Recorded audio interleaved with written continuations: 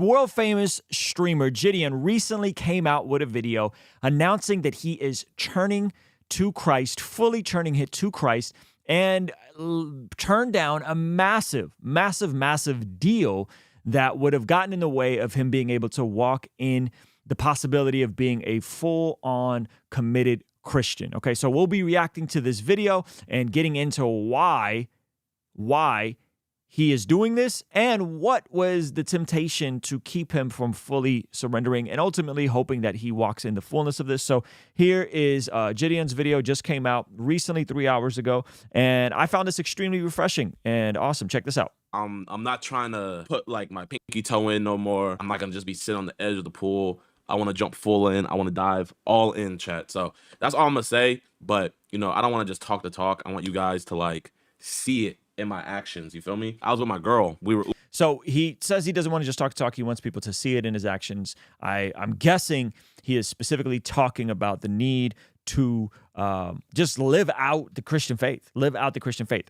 He kind of has a lot of the branding that's a little sus. He's done this whole like raw dog, right? And he's never shied away from his faith, but he had this encounter with someone and they asked him a very straight, point-blank question, and he really had to do some inventories. Check this out. Ubering back from her college, and then right when we got back to the crib, the Uber driver, she looked back at us and she asked us a question. Me answering it made my heart sunk, but she said, if you guys were to die right now, would you go to heaven or would you go to hell? I had to be honest with myself. I had to look into myself, and I was like, the way I'm living right now, if God was to take my breath away right now, I'm going to hell. I couldn't even lie about it, chat. Sheesh. He said he couldn't even lie about it. Someone asked him point blank, if he were to die right now, is he going to heaven or hell? Oof. Feel me? Like, and you know what's crazy, chat? I be letting so many worldly things dictate how my day's gonna go. You feel me? You got people out here that are battling cancer, having horrible, like, you know, being victims of horrible crimes and all kinds of stuff, right?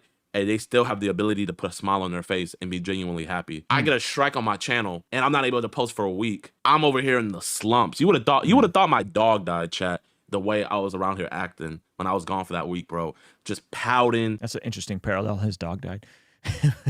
Being moody, being rude to people. The only reason why I was acting like that is because I'm letting worldly things dictate how my spirit is. And like, you know, the Bible talks about it all the time. You know, you can't be moved by the world. You have to hate the world.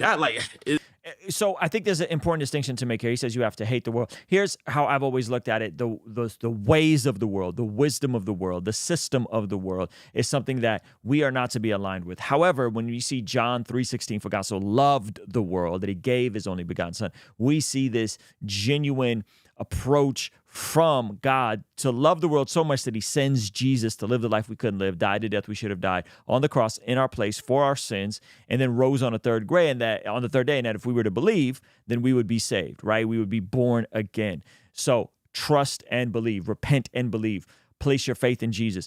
So what he's getting at here is that if you start putting the things of the world, and that could be a variety of things, right, before the things of God, you're going to be instantly out of balance and probably practicing some form of idolatry. It's crazy. Like, Jesus is telling me that I have to hate the world, but the world loves me. You feel me?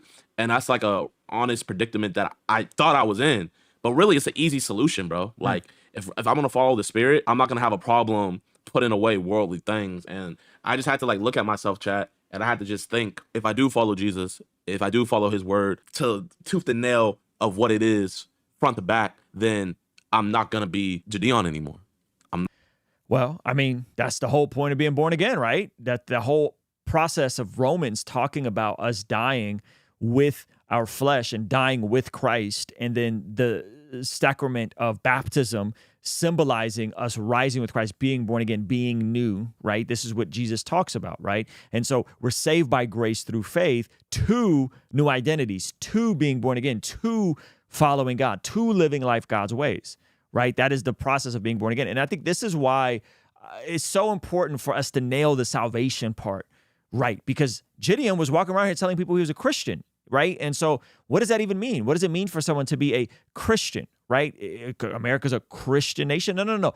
If you're professing to be a Christian, that means you're born again. That means you've laid down your life and chose to follow Christ. That means that God's giving you new hearts, new desires to do the things that will please him. And Philippians chapter 2 says the desire and the power to live by the Spirit, right? Ezekiel talks about how we got new hearts with new desires to obey God, right? He took away our heart of stone, gave us a heart of flesh, right? Jeremiah talks about how he wrote the law on our heart. So I think sometimes as Christians, meaning well, we've lowered the bar, and you got a bunch of folks walking around saying, I'm Christian, yeah, I'm Christian, right? And so Jidion, I don't know where he is. I don't know when he placed his faith, but he definitely seems to be waking up to this idea of like, I got to go all in. I can't just have one foot in, one foot out. I can't just keep playing with God. I'm not going to be popping. I'm not going to be on your guys' For You pages with edits. I'm not going to be having the ASAP Rockies and the Mark Wahlbergs hit me up. I'm not going to be having the NBA ask me to do stuff like, and like for the longest chat, like I've been pushing this off for like the last year and a half, 2 years. But I was like, I'm not ready yet. Like, I don't want to do it yet. I don't want to do it yet. But after that lady got done talking to me, it was like, if I were to die right now, with me chopping it up with ASAP Rocky, with me chopping it up with Mark Wahlberg or Mark Cuban, or going to the Simon charity match, would any of that really matter, chat? No, it absolutely wouldn't matter. And I think he's going to have to go through a process of letting this Jidion character that he's created, that he believes is in complete opposition to the things of God, he's going to have to let that die so something new can be raised from the ashes, if you will, right? And so I don't think that all of that instantly gets cut off. It probably gets cut off for him because it sounds like he's built his identity on all these things, right? He's built his identity on lust of the eyes, lust of the flesh, pride of life. But if anything, what will it force him to do is have to become more creative as a streamer. It'd have to force him to think about content, because you can't just sell debauchery in your content any longer, right? You got to get more creative. You got to figure out other ways. He may need to take a break completely from streaming for a while. He may need to go and just sit underneath somebody and get discipled, get into a local church, get around some good people that don't care about his status, right? That if he hits pause on that, he'll probably come back with a renewed, refreshed vision from God on how to now use his influence to point people to Jesus, how to leverage his audience to point people to Jesus, not to just point people to himself, which I think is a W. No, it really wouldn't. Jesus tells us in the Bible, it's easier for a needle to go through a camel than it's easier for a camel to go through the eye of a needle. He got the metaphor backwards. That's all right though. And for a rich man to go to heaven. And chat, man, thanks to you guys, I've acquired a very nice fortune, and I'm not saying that to brag or anything, but this fortune that I have on earth is nothing compared to the fortune I can have in the kingdom of heaven. That's right. This is just me like really talking to y'all. Like, That's this is right. me trying to just be. All money ain't good money, by the way. You can build a fortune in all kinds of different ways, but if you're selling people things that are leading people away from God, that's not good. You can get rich being a meth dealer. You can get rich doing OnlyFans. You can get rich doing all kinds of stuff. And I'm not saying what Jidion was doing was the equivalent of that, but I'm sure as he's looking at things in hindsight, it probably wasn't the most wholesome content. I'm sure as he's looking at him going and doing some of the stuff like the Juggalo festival that he was at and some of the debauchery that was happening there and making content, right? Probably not the most helpful content in terms of stirring people onto virtue, right? And so I think he's having this epiphany. I think this is refreshing. So 100% transparent, but God tells us that a bird doesn't have to worry about where he's going to get his next meal from. And then he said, are you not better than a bird? That's right. I'm way better than a bird. So why am I tripping? You know the crazy thing about it, chat? I'm going to just spill the beans to y'all, bro. I'm going to be honest. So now this is a bombshell right here. I was about to take a gambling deal, chat. Yuck. Oh man, I'm so glad he didn't do this, man. Shout out to you, Jidion. This is great, bro. I can't believe, by the way, that's what's running the new streaming world, is that a lot of folks moved off of Twitch and they're moving on to these other platforms like Kick and other platforms that allow you to gamble. And so the fact that he was offered probably an 8-figure gambling deal, you know what I mean? And he passed it up. That's a massive W, man. That's a massive W that he did this. Take a gambling deal. I was about to do a deal with my bookie. I was giving myself so many reasons to take the deal. I was like, oh, I could pay my employees more. I'll be able to do cool events. I was trying to trick my brain into saying, oh, I'll be able to work more directly with these. That's how the enemy gets you, man. He'll just start telling you, oh, this be so good for you. You could do this, you could do that. This would be so good for you. And it's like, nah, fam, not all money is good money. Not all money is God's money either. Boarding companies and everything. Chat, bro, I was going to be making a lot of money. Yeah, I bet. A lot of money. I bet. And for minimum work. But that's the reason why it's minimum work, is because like you guys clicking that link to the gambling page, that's right, would be making up what they're paying me. That's you right. Feel me? Because I even yeah. Lust of the eyes, lust of the flesh, pride of life, high margin stuff that gets people addicted to doing dangerous things to themselves, their financial health, their mental health, their emotional health.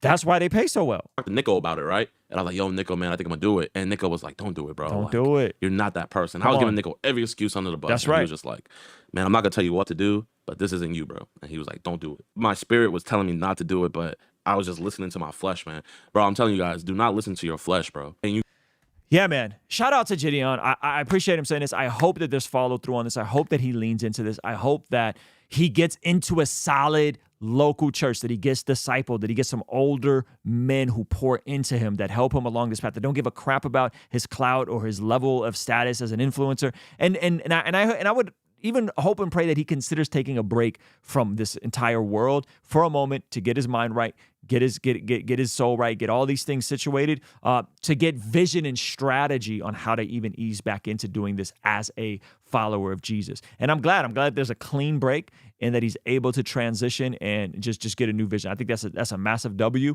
I'm excited to see where he goes from here, and that he understands this. And I also hope and believe that he starts to see his platform and his ability to influence people as a net positive, as a way to help people, as a way to point people back to Jesus, as a way to leverage it for the kingdom, because we need more people out here talking about Jesus. But I don't want him to rush into it. So anyway, I thought that was cool. Kudos to him for giving up the gambling thing.